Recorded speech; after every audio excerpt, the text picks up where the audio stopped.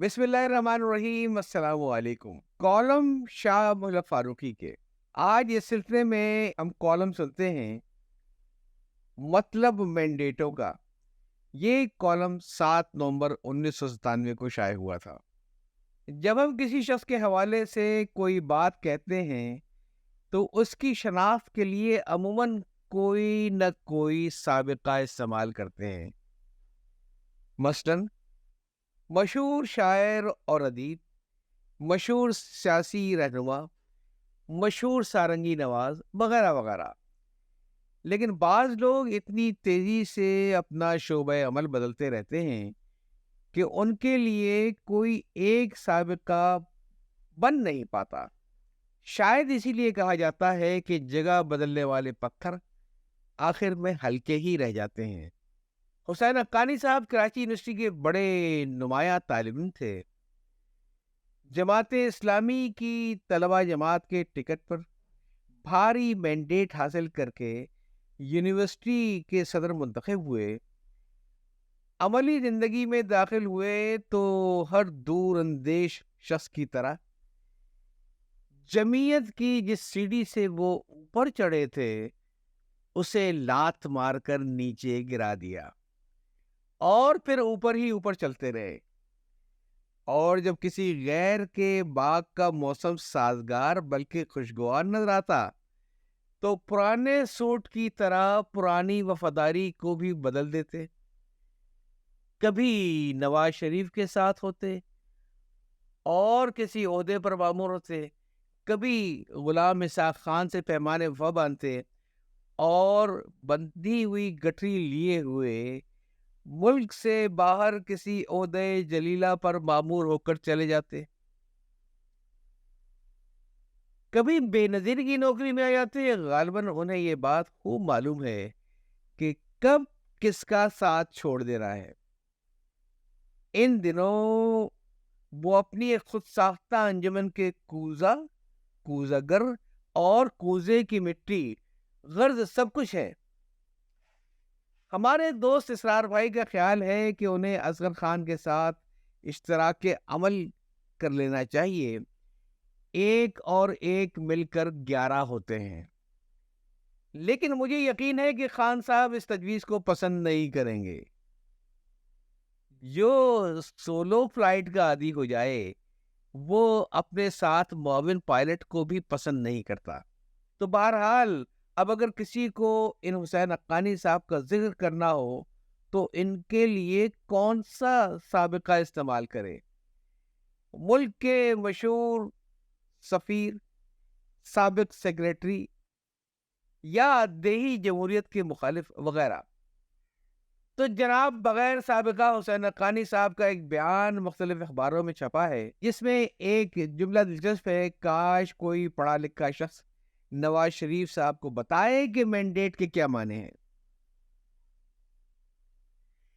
एक नवाब साहब जरान खाने में हसीनों की झुरमुट में बैठे खुशगप्पियों में मसरूफ से अचानक एक सांप कहीं से नमूदार हुआ। उसे देखते ही तमाम औरतें किसी न किसी ऊंची जगह पर खड़ी होकर चीखने लगी, अरे कोई बाहर से मर्दों को बुलाए। नवाब साहब भी घबराहट में अपनी मसहरी पर खड़े होकर चीखने लगे, अरे कोई बाहर से मर्दों को बुलाए। जब वो कई बार ये जुमला कह चुके तो एक मुंह चढ़ी खवास ने हाथ बांध कर अर्ज किया, कुर्बान जाऊं, आप भी तो मर्द हैं।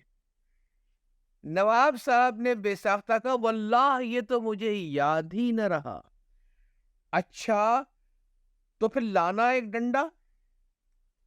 नवाब साहब का डंडा मांगने का अंदाज बिल्कुल वही था जो फसाना आजाद में फौजी का अपने फर्जी दुश्मनों का कला कमा करने के लिए लाना तो मेरी करौली और मिर्जा रवि सौदा का अपने किसी मुखालिफ की हुई लिखते के लिए अपने मुलाजिम से गुंचा लाना तो मेरा कलमदान कहते वक्त होता था।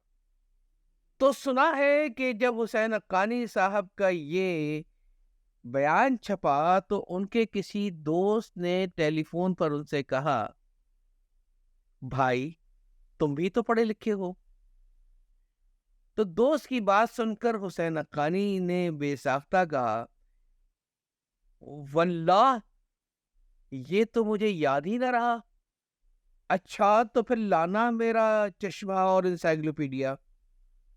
دراصل حقانی صاحب کے دوست نے اس نقطے کی طرف توجہ نہیں دی، بلکہ حسین حقانی صاحب خود بھی اس موقع پر یہ نقطہ بھول گئے کہ انہوں نے تو اپنے جملے تمنائی میں کسی پڑھے لکھے آدمی کی خواہش ظاہر کی تھی، جبکہ وہ خود پڑھے لکھے نہیں بلکہ بہت پڑھے لکھے ہیں۔ بہرحال میں نے سوچا کہ جب تک حقانی صاحب چشمہ لگا کر مختلف انسائکلوپیڈیاز دیکھیں، اس وقت تک میں خود ہی کیوں نہ ڈکشنری وغیرہ میں مینڈیٹ کے معنی دیکھ کر نواز شریف اور حسین حقانی کے علاوہ اپنے قارئین کو بھی بتا دوں، کیونکہ میں تو بہت پڑھا لکھا نہیں بلکہ صرف پڑھا لکھا ہوں۔ چنانچہ میں نے یہی کیا۔ یہ تو میں جانتا تھا کہ مینڈیٹ ایسا مشکل لفظ نہیں ہے جو حقانی صاحب کو معلوم نہ ہو۔ اپنے عہد طفلی میں تو وہ خود بھی بہت بڑا مینڈیٹ لے چکے ہیں، لہذا میں نے سوچا کہ دوسرے پہلوؤں سے اس لفظ کا جائزہ لوں۔ تو جناب یہ تو بہت آسان لفظ ہے۔ مین کے معنی ہیں آدمی، مرد وغیرہ۔ ڈیٹ کے دو معنی ہیں، تاریخ اور چھوارا۔ پہلے میں نے سوچا کہ چھوارے والا مفہوم یہاں زیادہ موزوں ہوگا، کیونکہ جس ملک کے اندر حکومت میں سرکاری عہدے سیاست کی بنیاد پر بانٹے جائیں اور لوگوں کو سفیر یا سیکرٹری وغیرہ ان کی سیاسی یا ذاتی وفاداریوں کو دیکھ کر بنایا جائے، وہاں دوسرے اہل لوگ سوکھ کر چھوارا نہیں ہوں گے تو اور کیا ہوں گے؟ گویا مینڈیٹ کے معنی ہیں نا اہل لوگ، ہم خرمو ہم ثواب، اور اہل لوگ سوکھ کر چھوارا۔ پھر میں نے سوچا کہ شاید یہ مینڈیٹ کی کوئی زیادہ ہی پرتکلف بلکہ دور انداز تشریح ہو جائے، لہذا کیوں نہ ڈیٹ کے تاریخ کے مفہوم میں لے کر دیکھا جائے۔ مینڈیٹ مرد، تاریخ یعنی مرد کی تاریخ، لیکن اس کے معنی کیا ہوں گے؟ کیا تاریخ کے معنی تاریخ مقررہ کے ہوں گے؟ اگر ایسا ہے تو اس میں مرد کی کیا تخصیص؟ تاریخ تو مرد عورت سب کی مقرر ہے، وہی جو غالب نے کہا تھا موت کا ایک دن یعنی تاریخ معین ہے۔ لیکن ہمارے دوست اسرار صاحب نے یہ تشریح بھی مسترد کر دی۔ انہوں نے کہا جب لوگ پرانے عہدے حاصل کر رہے ہوں، نئے نئے فورم بنا رہے ہوں، تو ایسے موقع پر بدشگونی کی باتیں نہیں کرتے۔ موت تم جیسے چھٹبئیوں کا مستقبل ہے، دوسروں کے بھاری بھاری مینڈیٹوں کو دیکھ کر جلنے اور کڑنے والوں کا موت سے کیا تعلق؟ حیات ابدی ان کا مقدر ہے، حیات طبعی نہ صحیح، حیات سیاسی و تاریخی ہی صحیح۔ لہذا ڈیٹ کا یہ مفہوم بھی مناسب معلوم نہ ہوا۔ پھر کیا کیا جائے؟ ہاں ٹھیک ہے، ایک مفہوم اور ذہن میں آتا ہے۔ ڈیٹ کا ایک معنی وادی ملاقات، تعین ملاقات کے بھی ہیں، اور اس مفہوم میں یہ لفظ یورپ اور امریکہ وغیرہ میں بہت عام ہے۔ لیکن اس مفہوم میں بھی مرد یا عورت کی کوئی تخصیص نہیں۔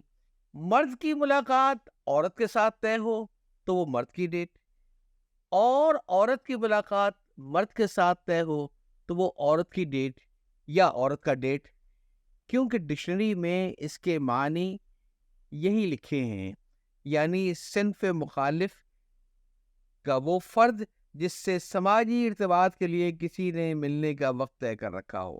یوں بھی عورت اور مرد کا معاملہ اتنا الگ بھی نہیں۔ ان کے باہمی ارتباط کی تشریح پاکستان بار ایسوسیشن سے خطاب کرتے ہوئے اپریل 1962 میں مرحوم جسٹس ایم آر کیانی، سابقہ جسٹس مغربی پاکستان ہائی کورٹ نے جنت کی یاد ان الفاظ میں دہرائی تھی۔ وہاں آدم تھے، ایک معصوم انسان۔ وہاں حوا تھیں جو آدم کی پسلی سے پیدا ہوئی تھیں، جنہیں وہ میری اپنی ہڈی اور میرا اپنا گوشت کہتے تھے۔ وہ وومن کہلائی جائے گی کیونکہ وومن نکالی گئی ہے مین سے۔ اس تمہید کے بعد جسٹس کیانی نے اپنے حاضرین سے پوچھا، کیا آپ نے کبھی اس پر غور کیا کہ وومن کے پہلے رکن کو کھینچ کر اگر ادا کریں تو وہ یعنی ایک آزار مرد کے لیے آزار بن جاتی ہے، اور وہ واقعی ایک آزار بن گئی ہے۔ جب اس نے مرد کو پھل کھانے پر اکسایا، جب خدا نے مرد سے پوچھا کیا اس نے شجر ممنوعہ کا پھل کھایا ہے، تو وہ اسے بھول گیا کہ جسے وہ اپنی ہڈی اپنا گوشت کہتا تھا، فوراً اقرار کر لیا کہ تو نے میرے ساتھ رہنے کے لیے جو عورت دی ہے، اس نے مجھے درخت سے پھل دیا اور میں نے کھا لیا۔ یہ تقریباً اسی قسم کا جملہ ہوا کہ یہ اس عورت کا کام ہے۔ تب خدا نے عورت سے کہا، تو نے کیا کیا؟ اس نے کہا، سانپ نے مجھے بہکایا تھا۔ یہ پس منظر بیان کرنے کے بعد کیانی صاحب خدا کی دی ہوئی سزا کا احوال یوں بیان کرتے ہیں، لیکن سانپ سے کوئی سوال کیے بغیر خدا نے اس پر لعنت کی کہ ہمیشہ تو پیٹ کے بل رہے گا اور زندگی بھر مٹھی کھائے گا، اور اس میں اور عورت میں اور اس کی نسل میں اور عورت کی نسل میں ہمیشہ دشمنی رہے گی۔ لیکن کالم نویس کا سوال یہ ہے کہ یہ مفہوم مینڈیٹ کے لفظ پر کیسے منطبق ہوگا؟ آئیے اس پس منظر میں کچھ تحریف کر کے دیکھتے ہیں۔ اور وہ واقعی اپنے مرد کے لیے ایک آزار بن گئی۔ جب اس نے اپنے مرد کو کمیشن کھانے پر اکسایا، لیکن جب ایف آئی اے والوں نے مرد سے پوچھا کہ کیا اس نے کمیشن کھایا، تو وہ اسے بھول گیا جسے وہ اپنی ہڈی اپنا گوشت کہتا تھا۔ فوراً اقرار کر لیا، خدا نے میرے ساتھ رہنے کے لیے عورت دی تھی، اس نے مجھے کمیشن کھانے کا موقع فراہم کیے اور میں نے کھا لیا۔ تب ایف آئی اے والوں نے عورت سے کہا، یہ تو نے کیا کیا؟ اس نے کہا، حسین حقانی کے علاوہ دوسرے موقع پرس مشیروں سے بھی کچھ نہ پوچھا۔ انہوں نے مشیروں کو یہ سزا دلوائی کہ ان کا پیٹ ہمیشہ ہمیشہ خالی رہے گا، اور وہ کھوئے ہوئے عہدوں کے لیے تڑپتے اور فورم بناتے رہیں گے۔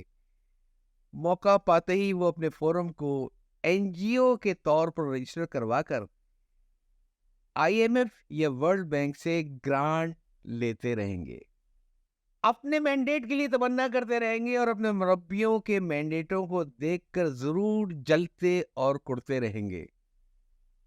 انہیں یہ سزا بھی دلوائی گئی کہ زندگی بھر وہ اپنے مربیوں کے کمیشن کا معمولی حصہ کھاتے رہیں گے، لیکن مشاورت زرعی کے اصول کے تحت ان میں اور ان کے مربی اور عورت میں اور ان کی نسل میں اور ان کے مربیوں کی عورت کی نسل میں دوستی رہے گی۔ یعنی رب نے دتا گاجرات وچوں رمبا رکھ، یعنی بھاری اور ہلکے مینڈیٹ والوں کے مشیران سمجھیں میک ہے وائل سن شائن۔ یہ کالم 7 نومبر 1997 کو شائع ہوا تھا۔ یاد چاہتا ہوں۔ اللہ حافظ۔